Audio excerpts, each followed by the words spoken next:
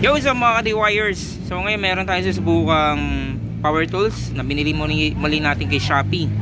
Ito yung ating palm router o wood trimmer by Kilat Power Tools. So para sa product link nito, ilalagay ko na lang sa comment section at saka sa description.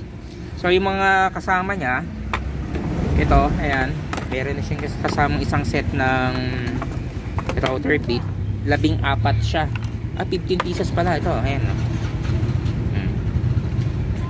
Yung price niya parang 1,400 something. So yung kung i-compare yung presyo niya, para siyang kasing presyo nung dati mong binili na na Lotus Palm router.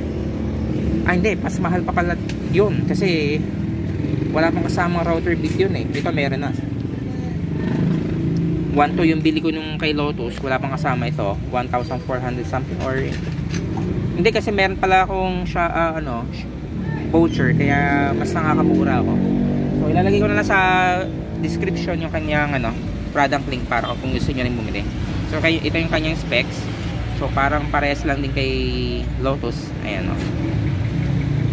30,000 RPM or rotation per minute. Teka, rotation per minute ba talaga ang tawag doon? So ito yung box niya So parang i-compare lang din yung brands niya, yung brand niya, parang katulad nga lang din kay parehas lang kay Lotus at saka kay Inco. Hindi nalalayo yung presyo. Pero sa quality, wari ko mas maganda to kasi yung sa chassis pa lang niya panalo na dun sa dalawa plastic. Ito cast aluminum. So pakinggan muna natin yung tunog ng ating palm router na wala pang load kumbaga.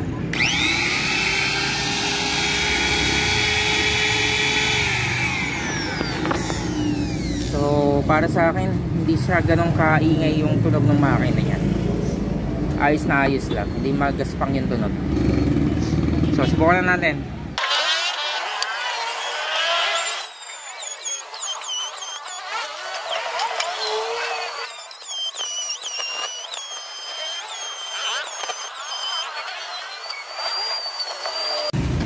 So yung mga ka-wires, itong gamit nating plywood, marine plywood yan, napakatigas, napakabigat. Pero nakatatlong baba ako, hindi ko muna nilahat. Kasi sa ordinary plywood, 3 baunan ang ginagawa ko. Dito ginawa kong arapat kasi para delikado kasi kapag yung binabaon mo agad malalim, ito posibleng agad siya, mabali. O yung pinakang tawag doon, yung pinakang pinagpapasukan dong yung may bearing, minsan naglulus agad. Kaya maganda hina-hinay lang. Maganda kung sa 3/4 na marine, 4 na baon. Kung ilang layer yan, gawin mong 4 na layer din yung pagputas.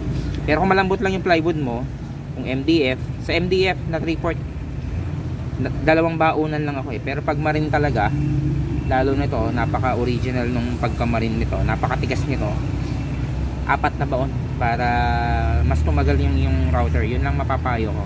So far, ang ganda naman ng performance niya. Sinubukan kong mag-cut ng pakanan at pakaliwa para matingnan natin yung anong pwedeng posibleng mag-issue kapag nag-counterclockwise tayo. Parehas namang okay naman parehas. Ayun nga lang, dahil nga yung kanyang chassis is aluminum, ang init. Pero the good thing, dahil aluminum ito compared sa plastic, yung makina nagkakamera ng heat radiator. Alam naman natin yung mga heat radiator o yung mga heatsink, kalimitan gamit doon alloy. Kung plastic, ang magiging heat radiator mo lang doon yung exhaust lang. Ito naging parang cooler din yung naging radiator din yung kanyang chassis. Ayan, mainit kaya pala nilagyan ng makapal na goma dahil yung pala magiging posibleng issue niya. Mahirap siyang hawakan ng matagal mainit. So yung mga ka-wires, nakita nyo naman marami na tayong nakat. At hindi lang pala basta marine plywood to, para siyang birch wood kasi ito yung mga scrap na binibilin ko na ito yung pinaglatagan ng paleta. Eh hindi siya galing China malamang kasi yung mga scrap kalimitan galing Europe or US. So talaga napakakunat niya. Kasi yung circular ko nung kinat ko siya nung hinati ko yung isang kahoy, talagang nahirapan din circular ko eh. Eh kapag yung gumagamit ako ng mga marine plywood na local, yung made in Mindanao, tsaka yung mga China, ang bilis lang naman ikat nung circular ko, pero ito nahirapan. Pero kinaya pa rin talaga ng ating Kilat Trimmer palm router. Ayan no. Kahit napakakunat na yan, kinaya. So yung chassis ng ating Kilat palm router, dahil nga aluminum cast, eh talagang normal lang na mainit. Hindi siya yung init na matatakot ka na baka ma-overheat yung